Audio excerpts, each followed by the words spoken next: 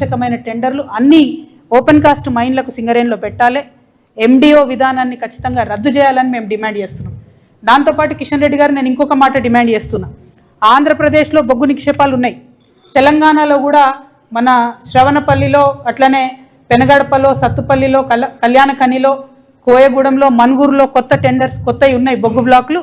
అవన్నీ కూడా ఇవ్వాలని చెప్పి నేను అవన్నీ కూడా తెలంగాణకు సింగరేణికి అలొకేట్ చేయాలని చెప్పి కిషన్ రెడ్డి గారిని నేను డిమాండ్ చేస్తూ ఉన్నాను. మీరు అది చేయకుండా మేమేదో మైనారిటీ స్టేక్ హోల్డర్సు, మాకు సింగరేణిలో ఏం చేయడానికి లేదు కాబట్టి ఏదో మేము పాపం చూసుకుంటా నిల్చుంటున్నాం అని చెప్పి చెప్పడం కరెక్ట్ కాదు.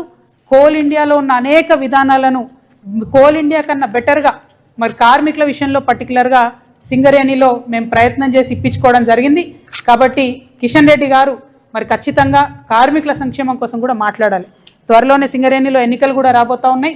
మరి అధునాతమైనటువంటి ఫార్మసీలో మందులు కావచ్చు, హాస్పిటల్స్ మంచిగా చేయడం కావచ్చు, పెండింగ్ ఉన్నటువంటి ఆఫీసర్స్ బిల్లులు కావచ్చు, పెండింగ్ ఉన్నటువంటి కార్మికుల బిల్లులు కావచ్చు, పెండింగ్ ఉన్నటువంటి రిక్రూట్మెంట్స్ కావచ్చు, ఇవన్నీ కూడా మరి కిషన్ రెడ్డి గారి దగ్గరుండి ప్రయత్నం చేసి సింగరేణి కార్మికులకు ఇప్పియాలని కూడా నేను కోరుతా ఉన్నాను.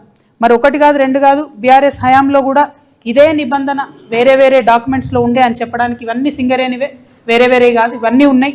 ఇవన్నీ దాచిపెట్టి మరి బీఆర్ఎస్ పార్టీ మాట్లాడడం అన్నది కరెక్ట్ కాదు. ప్రధాన ప్రతిపక్షంగా ఉన్నప్పుడు మీరు ప్రజల పక్షంగా ఉండాలి తప్పితే కాంట్రాక్టర్ల పక్షాన ఉండకూడదు. ఇది కరెక్ట్ కాదని చెప్పి నేను మీకు కోరుతా ఉన్నాను. మరి దీంతోపాటు నిన్న మొన్న నేను ప్రెస్లో చూసిన మా మహేష్ కుమార్ గౌడ్ గారు మా నిజామాబాద్ కాబట్టి ప్రేమతో అన్నా అని పిలుస్తున్నా. కాంగ్రెస్ పార్టీలు ఉన్నా కూడా అన్నా అని పిలిచే వ్యక్తులలో ఆయన ఒకరు కాబట్టి మహేష్ కుమార్ గౌడ్ గారు చిట్ చాట్లో చెప్పిరని విన్నా. నేను స్వయంగా ఆయన బయట అయితే చూడలేదు. అదేందో నేను కాంగ్రెస్లోకి వస్తా అంటే ఆయన వద్దన్నాడట. నేను మహేష్ అన్నని చెప్తున్నా, అన్న కాంగ్రెస్లో ఏం లేదు, అది లూజింగ్ పార్టీ, ఓడిపోయే పార్టీ. నెక్స్ట్ టైం కాంగ్రెస్ రాదు తెలంగాణలో. నెక్స్ట్ టైం తెలంగాణలో మా జాగృతి పార్టీ గెలుస్తుంది. మిమ్మల్నే మహేష్ కుమార్ గౌడ్ గారిని నేను జాగృతిలోకి ఇన్వైట్ చేస్తున్నా. మీకున్న ఎక్స్పీరియన్స్తోని మీకు మంచి పోస్ట్ ఇస్తామన్నా, నేషనల్ కన్వీనర్ ఇస్తాం, మీకు మంచి పోస్ట్ ఇస్తాం, మీరే రండి. మేము చాలా సీరియస్ పొలిటికల్ పార్టీగా చాలా పెద్ద ఎత్తున ప్రజల వద్దకు వెళ్తాం. భగవంతుడి దయతోని, ప్రజల దయతోని తిరుగులేని రాజకీయ శక్తిగా ఈ రాష్ట్రంలో ఆవిర్భవిస్తాం. కాబట్టి మీరు నన్ను బద్నాం చేసే ప్రయత్నం చేయొద్దు. నేను వస్తాను కాంగ్రెస్ పార్టీలోకి మీకు చెప్పడం, మీరు వద్దనడం ఇవన్నీ మీకు కలవడ్డది కావచ్చు అన్న. ఏమనుకోతే ఎవరికైనా చూపించుకోరు, జర బొట్టు గిట్టు పెట్టించుకోరు.